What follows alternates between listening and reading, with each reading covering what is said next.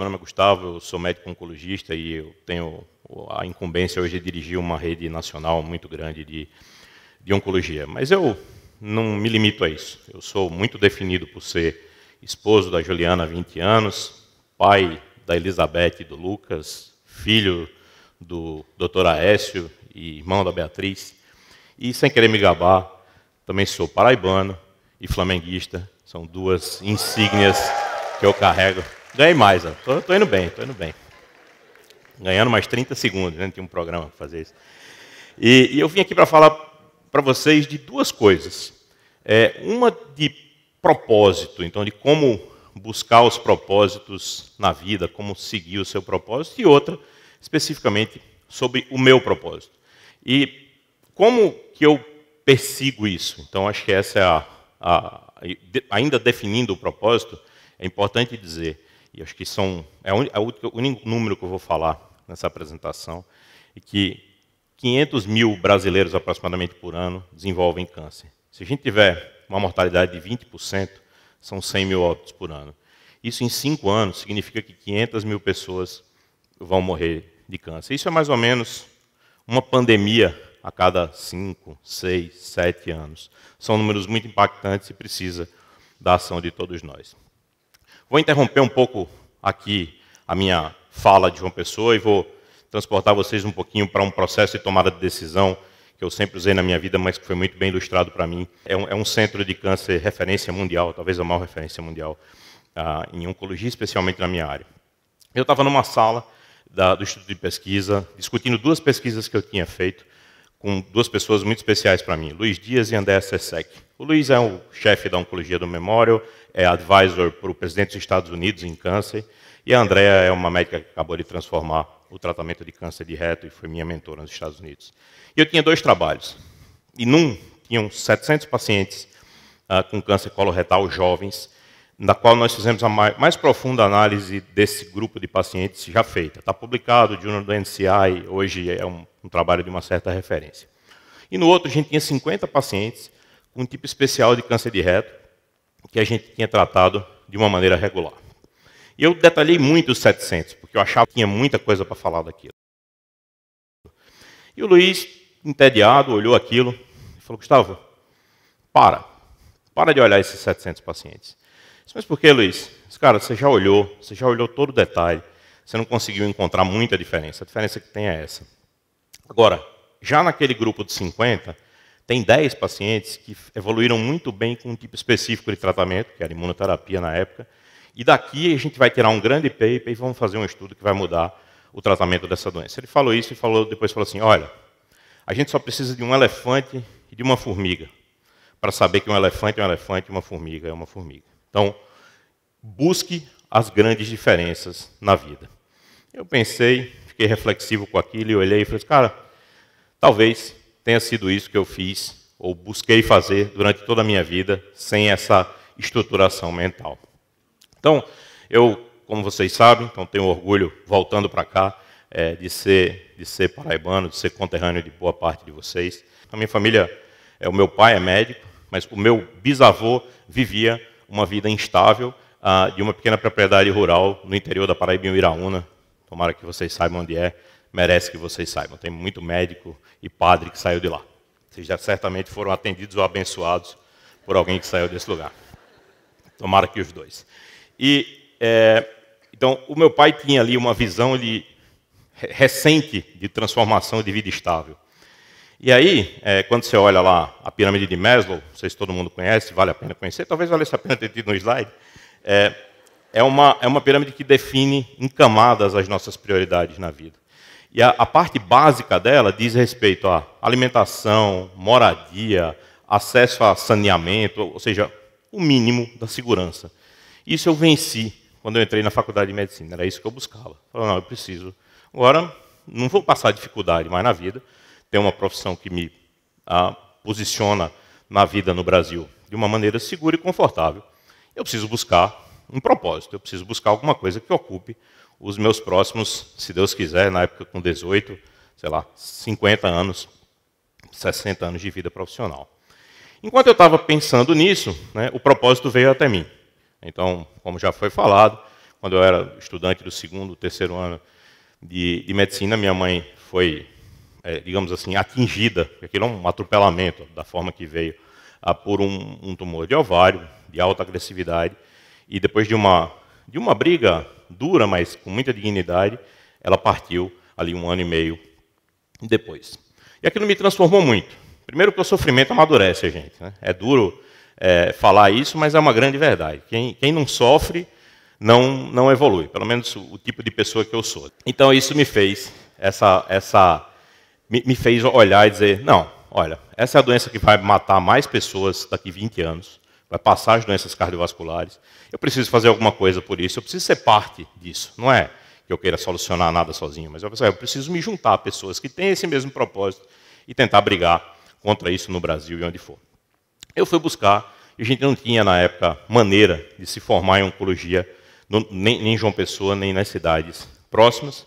Eu fui buscar com um grau de pretensão, e talvez buscando o elefante e a formiga, os melhores centros de formação que existiam no Brasil e depois no mundo. Então, primeiro, fui fazer minha residência clínica médica, eu precisava ser clínico, e tentei fazer no melhor hospital que a gente achava, que era o Hospital das Clínicas, em São Paulo.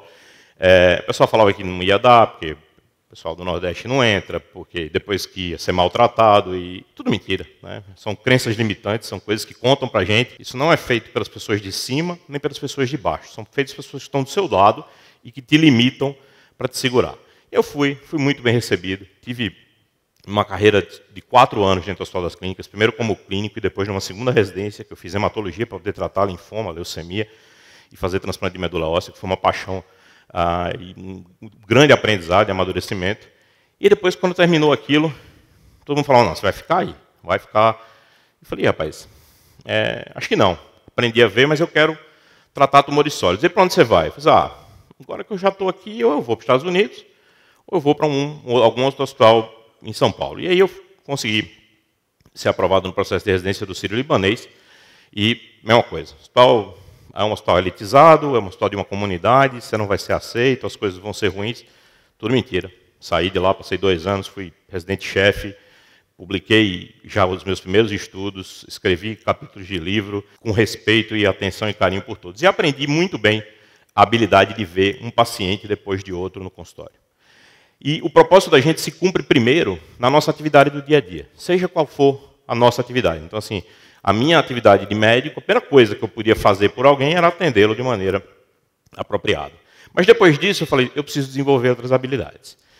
Ou educar mais gente, para poder fazer com que essas pessoas atendam outros pacientes, montar serviços de alta qualidade, altamente protocolados, para que os pacientes possam ser tratados por mais gente, não só por mim, e fazer pesquisa em alto nível, para que transforme o tratamento da doença e várias pessoas possam ser atingidas por isso. E eu fui buscar essas coisas, da maneira que era possível, sem um grau de organização ótimo, mas sempre reajustando a rota, mas sem perder o propósito que eu tinha. Eu, nas horas vagas, eu gosto de andar de moto. Não parece, mas eu me entendo bem. Quando eu fui andar de moto, como todo sujeito meio estudioso, fui fazer um curso, né? E o cara que me deu o curso me falou um negócio que eu uso hoje aqui e vou falar para vocês. Ele falou, Gustavo, é o seguinte, você tem que olhar para frente e para onde você quer ir. Se você quer terminar uma curva, você olha para o fim da curva. Se você olhar para o chão, é para lá que você vai. Se você olhar para o fim da curva, eu estou bem atenção nisso. Se você olhar para o fim da curva, você vai conseguir chegar lá. Então, você muda o caminho da moto, você tira ela para um lado, para o outro, desvia um buraco, mas você não pode perder o lugar para onde você está indo, e nunca eu perdi.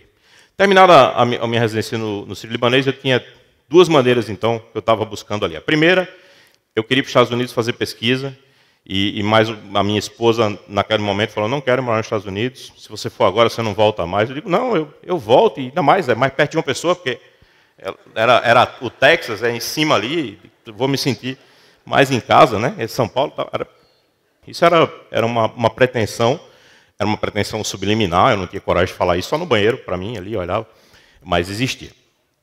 Eu fui para Brasília, obtive uma proposta de trabalho lá, eu, na verdade, fui dar uma aula e terminei com uma estruturação de trabalho, e em Brasília eu estou desde 2000 2009, então já são 12, 13 anos. Eu comecei trabalhando numa clínica de oncologia, em um ano eu tinha uma clientela muito grande, e o pessoal do hospital que eu trabalhava em São Paulo, do Sírio, me ligou e perguntou se eu não queria montar um centro de oncologia lá. Eu falei, eu topo. Você aceita ser diretor? Eu digo, agora, mas eu só preciso avisar vocês, nunca fiz isso. Normalmente eu sou mais dirigido do que dirijo. Tenho 32 anos de idade, mas então tudo bem, vai ser você. E aí eu comecei essa carreira aos 32 anos de idade de gestor em saúde e ajudei a estruturar esse hospital durante 11 anos. Consegui montar estruturas de ensino e estruturas de pesquisa. Então eu consegui exercer, de alguma forma, todo o propósito que eu queria nesse período de 11 anos para um número X de pessoas. O que faltava? Eu queria aprender a fazer pesquisa de mais alto nível. Então eu parei, larguei um ano o que eu fazia no Brasil e consegui, revalidei meu diploma nos Estados Unidos e fui fazer essa experiência americana. Passei um ano estudando e trabalhando e publicando numa instituição de alto nível americana. E aí eu aprendi uma outra habilidade e consegui participar de estudos que mudaram o tratamento de doenças. Então me senti mais uma vez impactante e senti, apesar de ter recebido um convite para ficar, que deveria voltar para o Brasil. O meu lugar era aqui, tentando estruturar ainda mais o momento no Brasil. Voltei para Brasília e, de novo, contra o óbvio, 3 anos dentro do hospital, então todo mundo teria ficado lá, a maioria das pessoas teria ficado nos Estados Unidos, em Manhattan, lugar maravilhoso de morar. Terminamos de estruturar o hospital inteiro, um hospital que atende de tudo, um hospital que ficou muito elegante lá. Quando terminou isso, começou a me dar uma coceirinha. Eu digo, rapaz, e agora? Está todo mundo sendo atendido, as pessoas estão sendo ensinadas, a pesquisa está acontecendo, e o que eu vou fazer agora que me ajude a continuar cumprindo o meu propósito? E eu comecei a buscar, através da própria instituição que eu trabalhava na época, a possibilidade de repetir essa experiência, repetir o sucesso que a gente teve, repetir o impacto que a gente teve em outros lugares, com outras pessoas. E terminou que, nesse processo, a minha liderança, o presidente da instituição, na verdade, o diretor-geral de São Paulo, que era o meu mentor, ele terminou saindo da instituição, e essa troca de liderança abriu para mim uma possibilidade de conseguir fazer isso em outro lugar. Então, nesse momento, eu recebi uma proposta que era tudo o que eu queria, que é o que eu faço hoje, que foi ter a possibilidade de liderar uma rede nacional de oncologia, que está distribuída do Paraná até o Maranhão, mais de 30 centros de câncer, dezenas de milhares de pacientes atendidos por ano, e de tentar, e como a gente está fazendo agora, replicar uma assistência primorosa, ensino para outros médicos e uma pesquisa que transforme a vida dos pacientes. E aí, continuo todos os dias para dar significado ao que eu faço e para eu poder entender o que eu preciso fazer como gestor atendendo meus pacientes. Além de ser uma coisa que me agrada muito. Eu adoro o balcão, que é o meu consultório, o lugar que eu sento lá, troco experiências com as pessoas, aprendo todos os dias com os pacientes e não abro mão disso de forma nenhuma. Então, o que eu queria falar para vocês é isso. Busquem na vida um propósito poderoso. O meu caiu no meu colo. Eu não tinha como fugir dele. E uma vez que você o definir, busque pessoas que queiram andar junto com você nesse propósito. Está cheio. Eu não estou buscando melhorar a vida dos pacientes com câncer sozinho. Estou andando com muita gente boa, com muita gente melhor que eu, e é assim que a gente deve procurar. E a outra coisa é, de novo, como quem anda de moto, certo?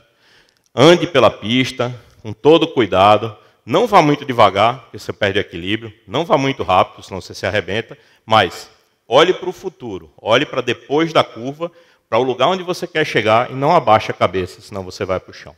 Então, o que eu diria para vocês hoje é, busquem um propósito, vale a pena, a vida é uma bela viagem de moto, e qualquer que seja o propósito que vocês busquem, ele vai engrandecer vocês, vai fazer da sua existência com mais significado. Muito obrigado.